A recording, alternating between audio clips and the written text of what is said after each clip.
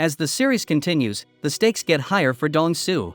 Would he trust the detectives with his secret or take matters into his own hands? Keep watching to find out. At the police station, Park interrogates Dong Soo. He questions him about his involvement in the corpse art murder case. Dong Soo tries his best to explain how he does not commit the murders but only shares visions with the person that does. Park thinks he is delaying the process and gets even angrier with his explanations. He is about to hurt Dong Soo when Choi comes in and takes over the interrogation. He asks questions more calmly and tells Dong Soo that he should cooperate with him in order to catch the killer. Dong Soo is open to this, but he doesn't say anything because he knows that Park and some other officers might be behind the glass.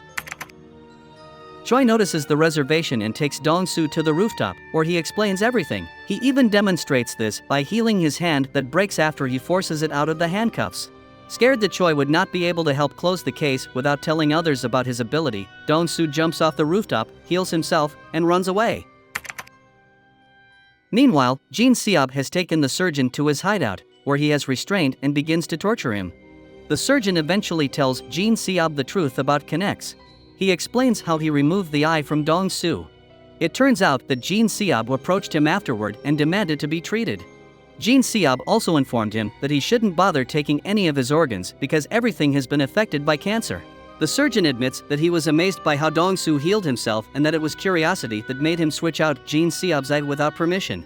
He then says he suspects Dong Soo was a part of a biotransplanting experiment of a pharmaceutical company that was shut down years ago. Now that Jin Seob has gotten the answers he wanted, he kills the surgeon with a crowbar. Irang is worried about Dong Soo and keeps trying to call him. It is revealed that she is not actually a novelist. She is just gathering information on the organ trafficking gang because she believes they are somehow connected to Jiangdo Pharmaceuticals. She calls Dong Soo again, but he doesn't respond. She slams her phone in frustration and hurts herself in the process. The blood that dropped on the floor follows her as she heads out to find Dong Soo. This indicates that she is also a connect, which explains why she is so intent on helping Dong Soo and uncovering the truth about connects.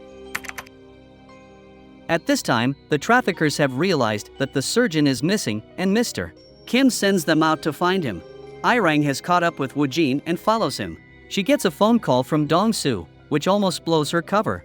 She thinks she has lost sight of Woo Jin, but he comes up behind her and threatens to kill her with a knife. They go back and forth for a while as she warns him not to keep going after Jin Seob because he is a serial killer. Woo Jin doesn't listen, so she tackles him and runs away.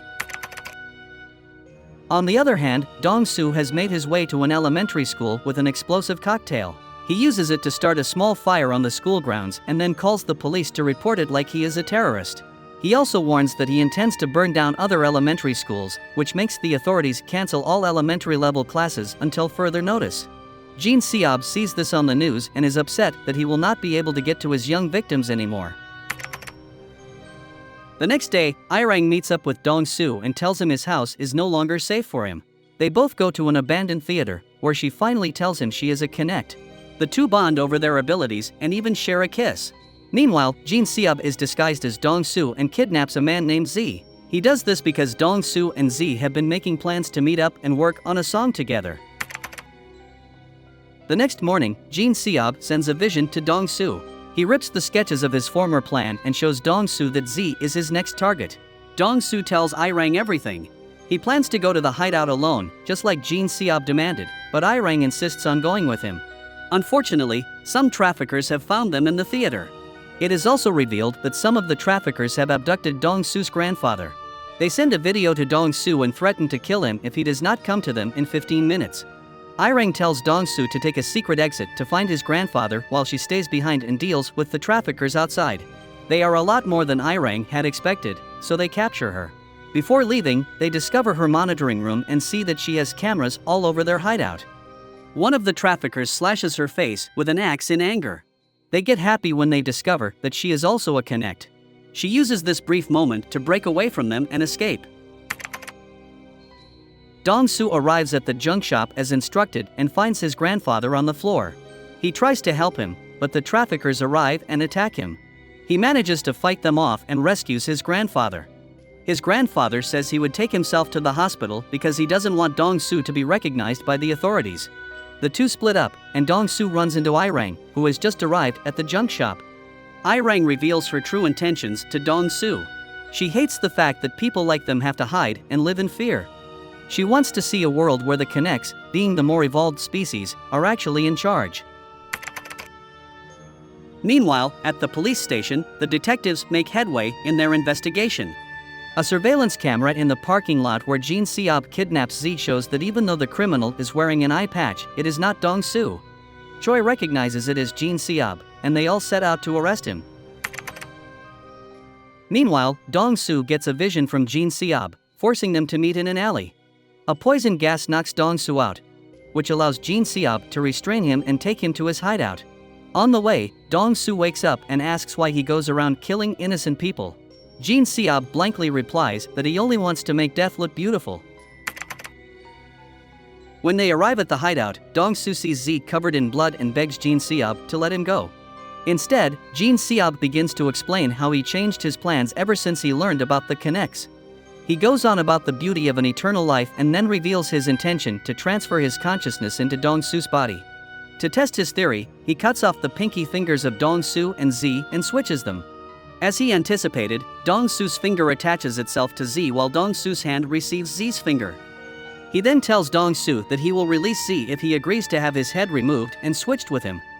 Fortunately, Choi and Park discover the location of Jin Seob's hideout and begin to make their way there.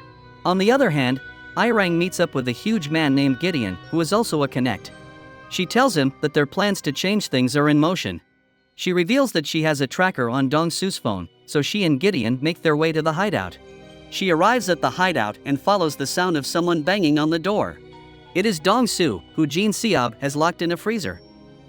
Before she could open it, Jin Seob appeared and attacked her. During the course of the fight, Jin Seob discovers that Irang is a Connect, so he comes up with a plan to procreate with her as soon as his head is transferred to Dong Soo's body.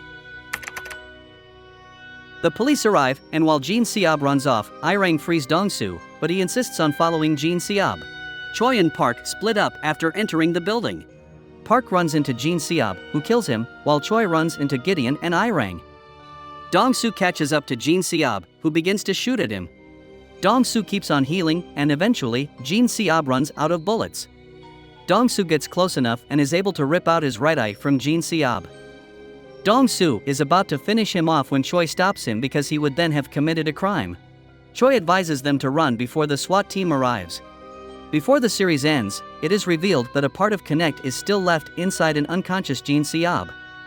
It is clear that this first season is only a prologue of the story. There are so many things left unexplained, and it only adds to the appeal of a second season. Do subscribe to the channel and hit the notification bell so you don't miss more recaps like this.